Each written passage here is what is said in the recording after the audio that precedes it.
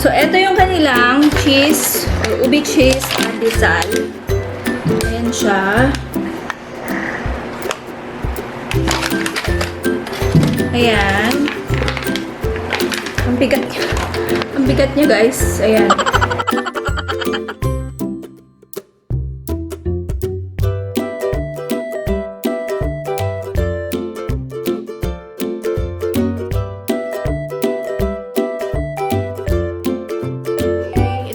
Blueberry cheesecake, guys.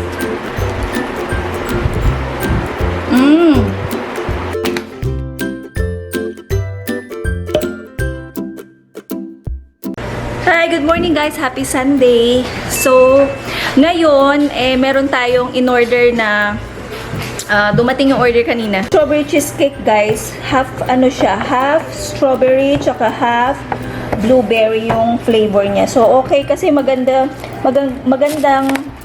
idea yung half-half para hindi ka magsawa. $20 itong ganito nila. Ito naman yung, ayan o, yung pangalan niya, Sweet Treats by Dayan. Ayan yung kanilang Facebook page. Tapos meron din silang Instagram, Sweet Treats by Dayan 16. Tapos yung kanilang Facebook at Sweet Treats by Dayan. Ilalagay ko yung kanilang link sa description para kung gusto niyo siyang i-check. Ang ubi cheese pandesal, 1 dozen siya for 10. Tapos, ayan, umorder ako ng 2 dozens.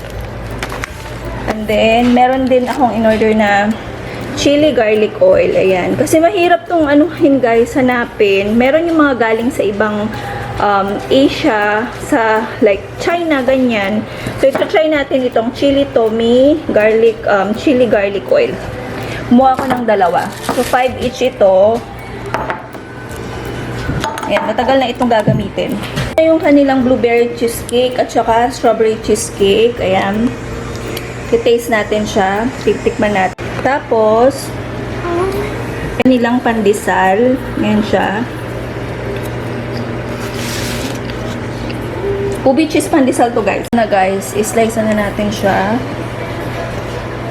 What do you think? Is it good? It's good. Yeah? Creamy. Creamy daw, sabi ni Kachi. Taste test na natin itong pandesal nila. So, ito yung kanilang cheese, or ubi cheese pandesal. Ayan siya. Ayan. Ang bigat niya. Ang bigat niya, guys. Ayan.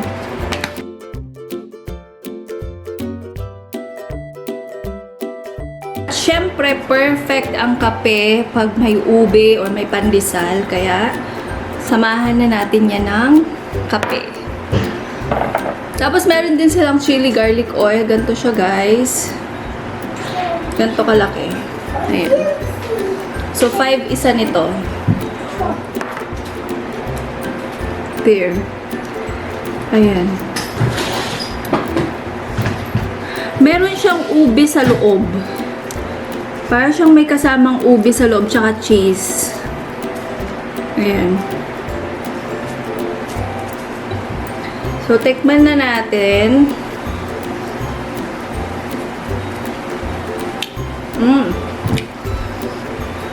Nalasahan ko yung ube.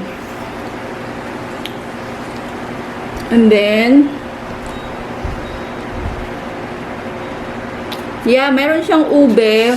Tapos, cheese. Kaya siya tinawag na ube cheese.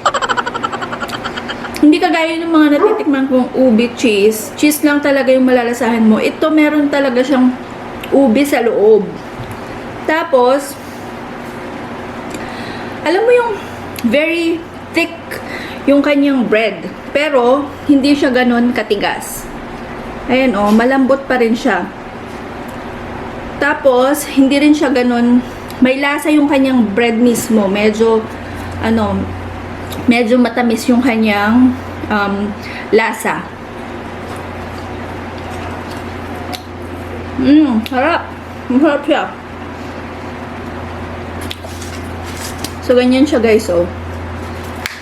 Ganito kalalaki. Ayan. Medyo malalaki na siya compare talaga sa mga regular na size ng pandesal. Ang sarap. Masarap ito sa kape. Ayan. Perfect sa kape.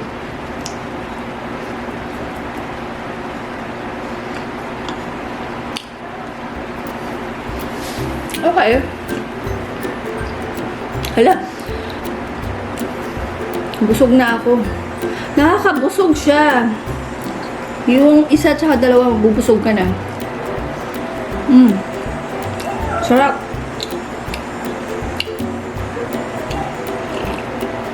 Yeah, masarap siya. Hindi siya yung ganon kalambot, kagaya ng mga malalambot talaga na tinapay.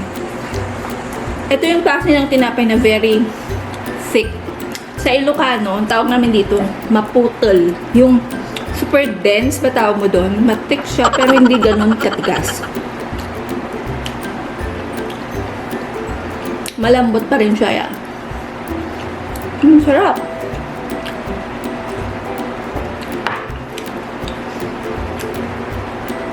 So, first time ko mag-order sa online, it's good na marami kasi ngayon, guys, diba? Ito yung nauuso ngayon, mga trending na ang dami-daming mga nag-start ng mga business nila dito lang sa Facebook. Tapos, it's good to support mga local small businesses natin, especially mga kababayan natin. So, lalagay ko yung kanilang link. Meron silang Facebook. Ito nandito. Facebook nila is Sweet Treats by Dayan. Lalagay ko rin siya sa description box para kung gusto nyong malapit-lapit kayo dito. Nagde-deliver sila. Free shipping kapag mga 15 miles.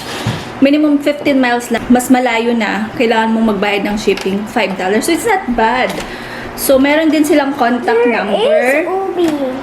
Yeah, there is. Lagay ko yung mga contact numbers nila. And yung kanilang social media, meron silang Instagram at Sweet Treats by Dayan 16. Tapos yung Facebook niya is Sweet Treats by Dayan. Ayan. There. Ayan. Sarap sis. Ang sarap-sarap. Siya kasi yung nag-deliver kanina. Tapos medyo nawala pa siya. So, thank you dito sa binigay mong order. Saludo ako sa'yo sis. Napakasipag mo. Ayan. So, ayan na yung ating ubi cheese, pandesal. Kain tayo, guys. Next, meron akong in-order. Actually, hindi dapat ako order nito. Pero, si Kachi kasi ang mahilig sa... Wait lang, guys, ha. Napabihis akong init. Electric ko ng init kasi sa amin. Summer na. Actually, magfo-fall na naman. Diba? Malapit na ang September. So, ayan, hindi ko pa naubos. Si Kachi kinuha niya yung isa. Masarap daw. Sabi niya, yung aking 6 years old. Next one, guys, titikman natin. Actually, natikman na ni Kachi kasi hindi na siya makapaghintay nitong cheesecake. Ayan. Ganyan siya. Half yung in-order namin. Half blueberry. Pag matapon. Half blueberry, tapos half strawberry. So, ang galing kasi, diba, ng concept niya na pwedeng ang half flavor. Kasi, syempre, nakakaumay din pag-iisa lang. So, ang galing nun. For now, meron silang flavor daw na raspberry, blueberry, at saka strawberry. So, yung blueberry at saka strawberry yung in-order namin. Ganyan siya. Malaki na to. Large na yung size niya. Lapit ko kayo para makita nyo. Actually, pinocus ko na kanina. Ayan. Malaki na siya. Ayan siya, guys. Oh. Oh, diba? Ang sarap. Okay, so mag-slice lang ako nito. Yung kinain kong bread, grabe, nabusog na kami. Actually, hindi pa kami nag-almusal. Ito na yung aming almusal. So, or breakfast. So, kumain ako ng dalawa. Si Kachi ate one. Grabe, nakakabusog siya. Kahit isa lang siguro kainin mo kung medyo maliit ang iyong bituka, kapatid. Okay na sa'yo yung isa. Na-taste na yung kanilang maliit lang, guys, kasi kumain na ako ng dalawang pandesal kasi nga hindi pa nga ako nag-breakfast. So, maliit lang na cheesecake. Kasi busog na ako. Ang nakakabusog talaga yung pandesal niya. Okay, tapos tikman natin yung strawberry. Slice natin. Konti lang, guys. Ayan. Ang lambot ng cheesecake niya. Sis, ang lambot ng cheesecake mo. Okay, ito na yung aking na-slice. Sabi ko maliit lang, pero Ito yung aking na-slide. Ito yung una nating titikman yung kaniyang blueberry. Okay guys, ito yung kaniyang blueberry cheesecake. Tikman natin. Ang lambot niya. Tapos,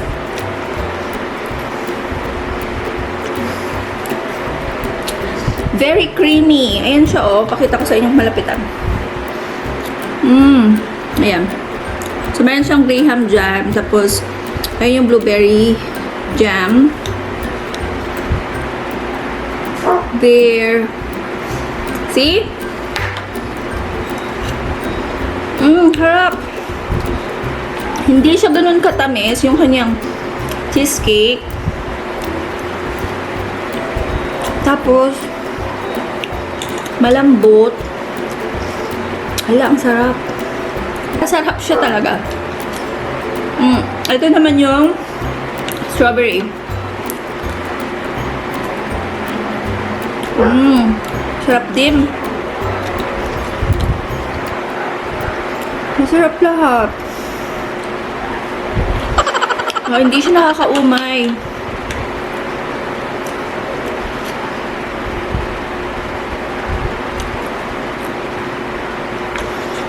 Hala, ang sarap. Hala, promise. Masarap.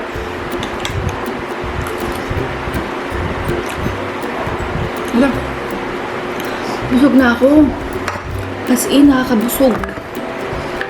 Mga ganitong food. Pero sulit siya guys, sulit. And, buksan lang natin. Nakaamuin ko. Ay, ito yung natatanggal lang. Oh! Oh my gosh! Ang bango! Ayun siya guys. Chili Tommy. Okay, chili Tommy. Tapos tignan nyo guys sa loob. Wala matapon. As in, makikita mo talaga yung oil. Tapos, amuyin ko Amoy na amoy ko yung bawang guys. Thank you. Sweet Treats by Dayan. Ayan. Ang sarap. Ala, ito yung pinikrave ko ngayon, yung maanghang. Alam mo yung binagoongan. Tapos lalagyan mo ganito. Ang sarap. Guys, ayun yung ating taste test for today. Sana nag-enjoy kayo kasi sobrang nabusog ako dito sa mga food. Mga sweet treats. Super sarap ng kanilang mga pagkain. Ayun pala. Ay, meron pa pala silang mga banana cake, ganyan. Tapos, meron din silang iba pang mga cake. O, ubi cake, ganyan. So, visit their website their Facebook page. Sana ay nag-enjoy kayo dito sa ating food taste. Bye! I'll see you guys next time on my next vlog, on my next video. Bye, guys!